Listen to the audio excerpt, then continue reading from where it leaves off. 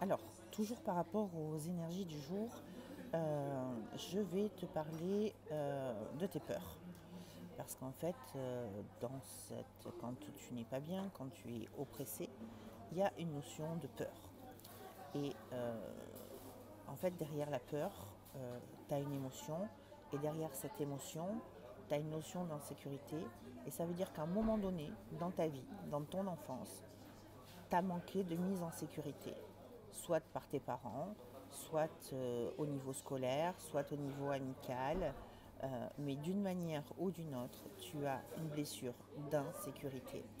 Et cette blessure d'insécurité, elle a généré une émotion stressante, d'angoisse, de peur, et elle va s'activer dès que, de nouveau, à l'âge adulte, tu ne te sens pas en sécurité. Et ça va t'empêcher d'avancer dans la vie. Donc c'est arriver à l'identifier et à les mettre à l'intérieur de toi, un endroit où tu te sens en sécurité. À l'intérieur de toi, c'est créer un espace, un endroit où tu te sens tout le temps en sécurité. Ça peut être un endroit que tu connais, style ta maison, ta chambre, une scène où tu te retrouves en famille, où tu es au bord de la plage ou en train de marcher dans la forêt, et où tu es totalement en sécurité. Et dès que tu vas avoir une peur, c'est faire appel, c'est aller te caler, faire le vide et aller te caler quelques instants, quelques minutes si nécessaire, dans cet espace de sécurité. Et quand tu vas être dans cet espace de sécurité, tu vas allier cet espace de sécurité à la respiration, à la cohérence cardiaque par exemple, ou vraiment à la respiration méditative. Tu inspires doucement, tu expires, et là, tu vas calmer ta peur, tu vas calmer ton stress, et c'est-à-dire que tu ne peux pas attendre que l'autre vienne te mettre en sécurité. Tu ne peux pas attendre que ta famille vienne te mettre en sécurité. Tu ne peux pas attendre que tes animaux viennent te mettre en sécurité.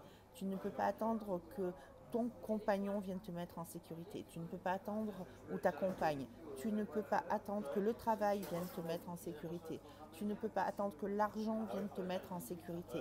Tu ne peux pas attendre que quoi que ce soit vienne te mettre en sécurité. La sécurité, c'est d'abord toi qui vas la générer. Et parce que tu vas être capable de la générer toi, derrière, eh bien, ça va déjà, tu ne vas plus avoir besoin d'éléments insécurisants qui vont venir faire travailler cette notion de sécurité. C'est parce que tu vas être capable instantanément d'aller activer en toi cette partie de toi qui est capable de te mettre en sécurité, que tu vas guérir de ta blessure d'insécurité, et que du coup il n'y aura pas besoin d'outils, c'est-à-dire que si tu as manqué d'argent, tu vas forcément avoir des problématiques d'argent.